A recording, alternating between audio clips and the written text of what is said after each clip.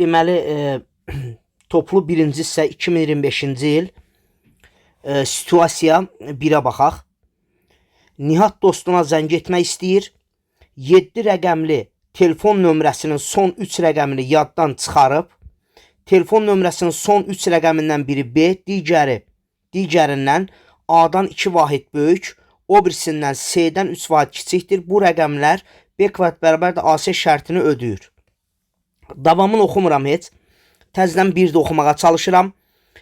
Onsuz da orada sizin qabağınıza gələn situasiya, yəni tanış bir situasiya olmayacaq. Yavaş-yavaş oxuyub onu anlaya bilərsiniz ancaq. Nihat dostuna zəng etmək istəyir. Bunu başa düşdük. 7 rəqəmli telefon nömrəsi var. Deməli, 7 dənə rəqəmdir. 3, 4, 5, 6, 7. Niyə axırıncı 3-ü yaşılla göstərdim? Çünki burada deyir, telefon son 3 rəqəmindən söhbət gedir burada. Ona görə son 3-ü qeyd elədik.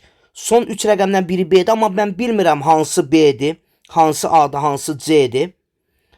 Fərz elək ki, A, B, C yazıram. Sonra indi bilsək hansıdır yerlərinə yazarıq. Hələ ki bilmirik, A, B, C yazdıq.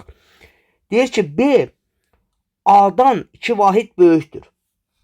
B A-dan 2 vahid böyüksə B bərabərdə A üstəgəl 2. Bunu bildik. O birindən 3 vahid kiçikdir. Yəni A yox ha. B yenə A-dan 2 vahid böyükdür. B, burada B olmalıdır da. B o birindən 3 vahid kiçikdir. Bax, bunu anlamaq lazım idi. B o birindən 3 vahid kiçikdir. Oldu. B o birindən C-dən kiçikdir. B C-dən kiçikdir. 3 vahid. C-dən gələ 3 çıxım ki, B alınsın. Onda belə çıxır ki, C də B-dən 3 vahid böyükdür də. Belə. Bunu bildik. Bir də deyək, B A-dan 2 vahid böyükdür. O birindən, yəni B o birindən C-dən 3 vahid kiçikdir. B C-dən 3 vahid kiçikdir. Onda belə çıxır ki, C də B-dən 3 vahid böyükdür. B üstə gəl 3. B-nin yerinə A plus 2 qoyuruq. B-nin yerinə A plus 2 qoyanda A plus 2 üstə gəl 3, A plus 5.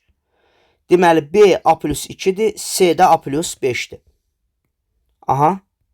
Bunu bildik. Sonra təzədən deyir ki, B kvadrat bərabər də AC şərti var.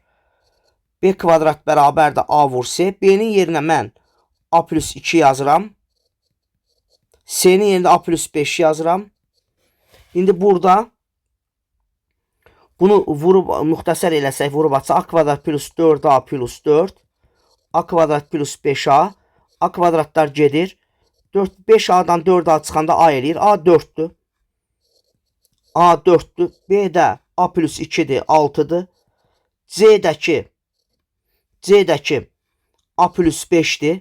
Yəni 4 üstə gəl 5, 9'dur. A 4'dür, B 6'dır, C də 9'dur. Yaddan çıxan rəqəmləri tapın demişdi. A 4, B 6, C 9. Tapdıq onları. Bax, budur. Birincinin cavabını tapdıq. Telefon nömrəsinin son 3 rəqəmin əmələ gətdiyi, həmin o 3 rəqəmin əmələ gətdiyi ədəd neçə rəqəm? 3 rəqəmlidir də. 4-ə qalıqsız bölünür. Aha, 4-ə qalıqsız bölmək üçün nə yaza bilərik burada?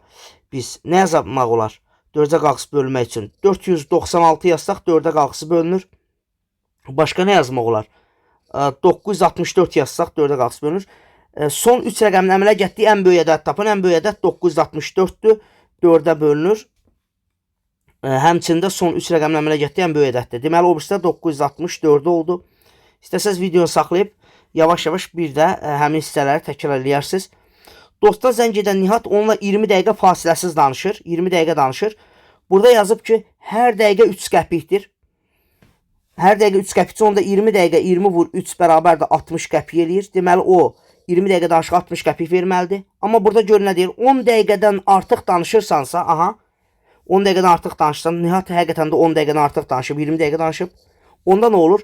Ümumi danışıq haqqının, yəni 60 qəpiyin 10% qədər güzəşt tətbiq edilir sənə.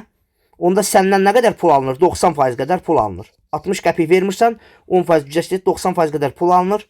Deməli, sən 54 qəpik pul verirsən. Danışıq xərci 54 qəpikdir. Belə, situasiya 1 hazırdır.